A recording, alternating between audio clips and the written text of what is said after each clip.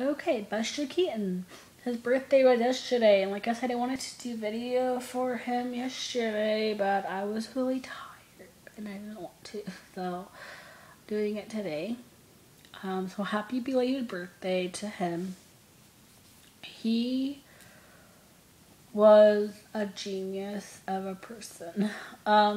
He was funny without really trying. He just was, and he was the man of comedy. Like, he could do anything.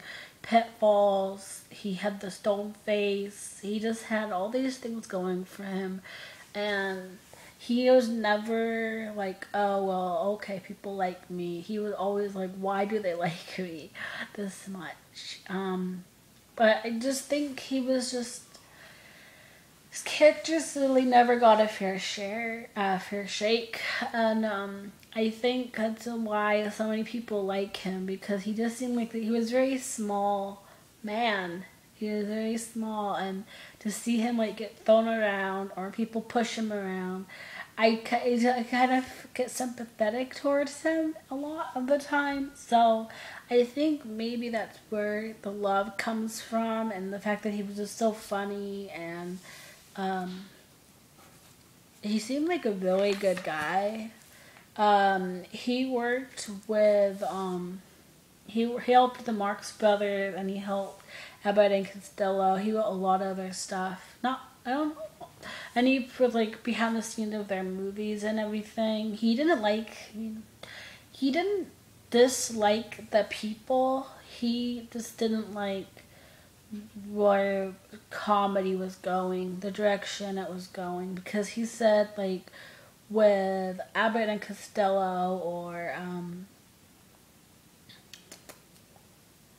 what is it, other comedians that he was working for, the Marx Brothers, he said that there was a lot of sitting around, and they'd be waiting for people to write for them and to get the scene set up and all that. But he said when he was doing it, he just did it.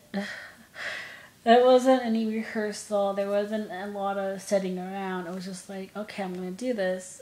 They would film it.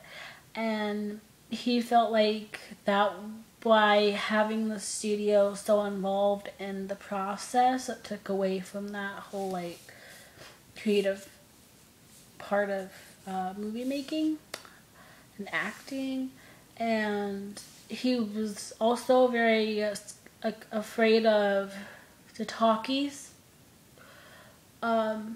becoming popular, because a lot of talent film stars were. But especially him, him, he was very worried because of his popularity in silent film, if he could do talking movies, and he really couldn't, unfortunately. As much as people loved him and adored him in silent film, he didn't do well in talking movies. Which is really sad. He was in Sunset Boulevard. He had no speak. He didn't speak, which I love that he didn't speak, because that's Buster. Buster was a silent man, and he didn't have any lines in Sunset Boulevard. They showed him once, and he was just like, and that was it. And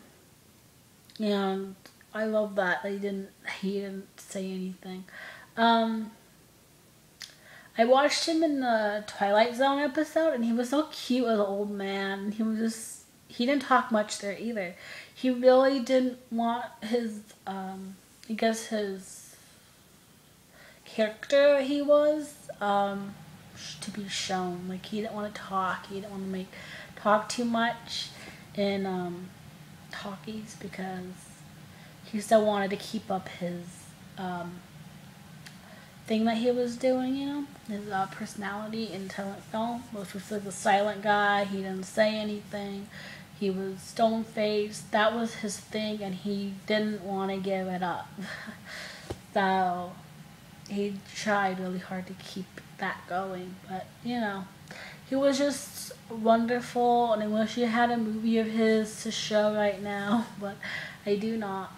I don't have any Buster movies, but I have seen a lot of his on YouTube, so I love him. I was on Netflix, but I absolutely love him. Seven Chances is my favorite, like, comedy of his, and The Journal is my favorite of his, of that I've seen so far, at least. My favorite one of his, overall. But Seven Chances is just really, really cute, and I love it. But anyway, that is all. Happy belated birthday to Buster. My heart, my love, my everything. And gonna go. Goodbye.